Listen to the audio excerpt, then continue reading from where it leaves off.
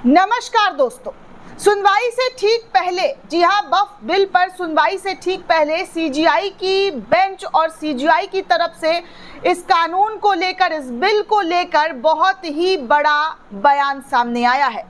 ये बयान क्या है आपको इस वीडियो में बताऊंगी, लेकिन उससे पहले आपको बता दूं कि देश के करोड़ों करोड़ मुसलमानों ने इस कानून को नकार दिया है।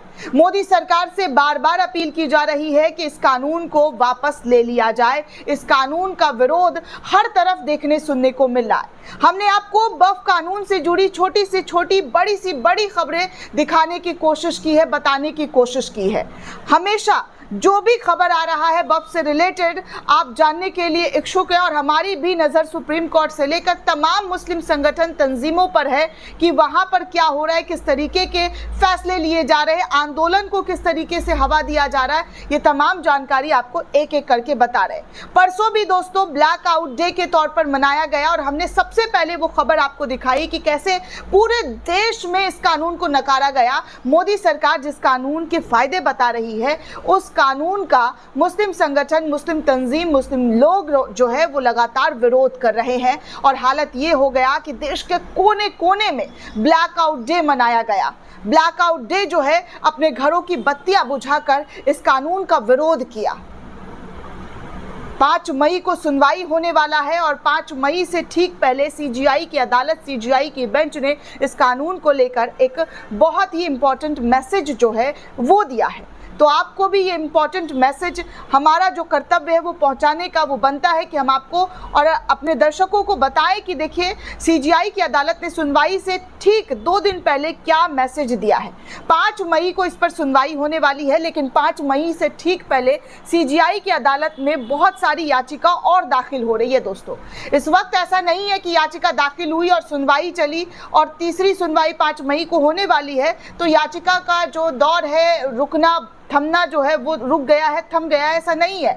लगातार मुस्लिम समाज के लोग याचिका दाखिल करते हुए दिखाई दे रहे हैं, और जमकर याचिका सुप्रीम कोर्ट के अंदर दाखिल की जा रही है। अब ऐसा मामला जब सुप्रीम कोर्ट की अदालत के सामने पहुंचा, तो एक बार फिर से, जी हां, सुप्रीम कोर्ट ने आज एक बार फिर से वक्फ अधिनियम 2025 की संवैधानिक वैधता को चुनौती देने वाली एक नई याचिका पर सुनवाई करने से साफ तौर पर इनकार कर दिया। मुख्य न्यायाधीश संजीव खन्ना, न्यायमूर्ति संजय कुमार और न्यायमूर्ति के वी विश्वनाथन की पीठ ने याचिकाकर्ता को नसीहत देते हुए कहा कि पहले बेंच तय कर चुकी है, सिर्फ 5 याचिकाओं पर ही सुनवाई की जाएगी, और अब किसी भी नई याचिका को सुनवाई नहीं किया जाएगा। इस तरीके का साफ संदेश सीजीआई की तरफ से दे दिया गया है कि जो 5 याचिका पहले से तय है, लिस्टेड है सुप्रीम कोर्ट के अंदर, उस पर ही हम सुनवाई कर रहे हैं, उस पर ही सुनवाई करेंगे। अलग से कोई भी इस याचिका पर हम सुनवाई नहीं करेंगे, जिस तरीके से सुप्रीम कोर्ट में याचिका इस वक्त दाखिल हो रही है। याचिकाकर्ता मोहम्मद सुल्तान की ओर से पेश हुए अधिवक्ता को सीजीआई ने कहा कि अगर आपके पास कुछ अतिरिक्त आधार है तो हम हस्तक्षेप यानी कि याचिका दाखिल कर सकते हैं। तो इससे पहले दोस्तों 29 अप्रैल को सुप्रीम कोर्ट ने अधिनियम को चुनौती देने वाली 13 याचिका को खारिज कर दिया था, और कहा था कि अब और याचिका कोर्ट में नहीं ली जाएगी, वरना ये मामला अनियंत्रित हो जाएगा, जिस तरीके से याचिका पर याचिका दाखिल की जा रही है। 17 अप्रैल को पीठ ने अपना फैसला दिया था कि केवल 5 याचिकाओं पर ही सुनवाई की जाएगी। केंद्र सरकार ने सुप्रीम कोर्ट को आश्वासन दिया है कि 5 मई तक कोई भी वक्फ संपत्ति विमुक्त नहीं करेगी और केंद्रीय वक्फ परिषद और बोर्डों में नियुक्ति नहीं की जाएगी, जैसा कि सुप्रीम कोर्ट का आदेश था। अब तक इस अधिनियम के खिलाफ दोस्तों 72 से ज्यादा याचिका सुप्रीम कोर्ट के अंदर दाखिल हो चुकी है, जिनमें एआईएमआईएम के नेता Asaduddin Owaisi, all India Muslim personal law board, Jamiat Ulama Hind, DMK और कांग्रेस के सांसद इमरान प्रतापगढ़ी के साथ साथ मोहम्मद जावेद भी शामिल हैं, जिनकी याचिका पर सुप्रीम कोर्ट में सुनवाई चल रही है। इस अधिनियम को लेकर 5 अप्रैल को राष्ट्रपति द्रौपदी मुर्मू की मंजूरी मिलने के बाद अधिसूचित किया गया था। संसद में इसके पारित होने के दौरान तीखी बहस भी हुई थी। राज्यसभा में 128 सांसदों ने पक्ष में और 95 सांसदों ने इसके विरोध में मतदान किया था।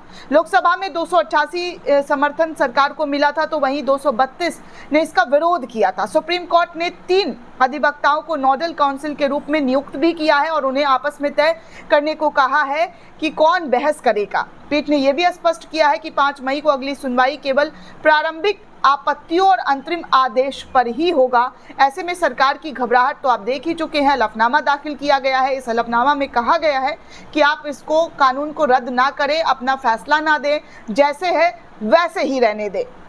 और जिस तरीके से सुप्रीम कोर्ट ने इस पूरे मामले पर सुनवाई की और सुनवाई करने के बाद सरकार से सवाल पूछा और कई क्लॉजेस पर जो है रोक लगाए हैं, अंतरिम रोक लगाई गई है। अभी पूरा फैसला तो आया नहीं दोस्तों, लेकिन अंतरिम रोक जो है वो लगाई गई है।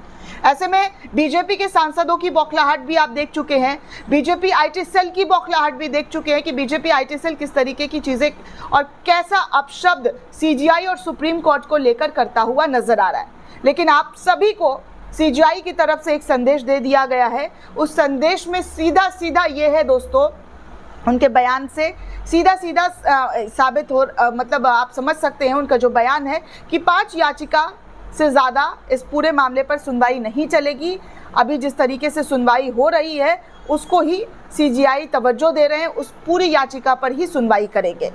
दोस्तों, इस पूरे रिपोर्ट को लेकर आप क्या सोचते हैं, आपकी क्या प्रतिक्रिया हमें कमेंट करके ज़रूर बताइएगा। साथ ही साथ चैनल को ज़्यादा से ज़्यादा लाइक, शेयर और सब्सक्राइब करना बिल्कुल भी ना भूलें। धन्यवाद दोस्तों।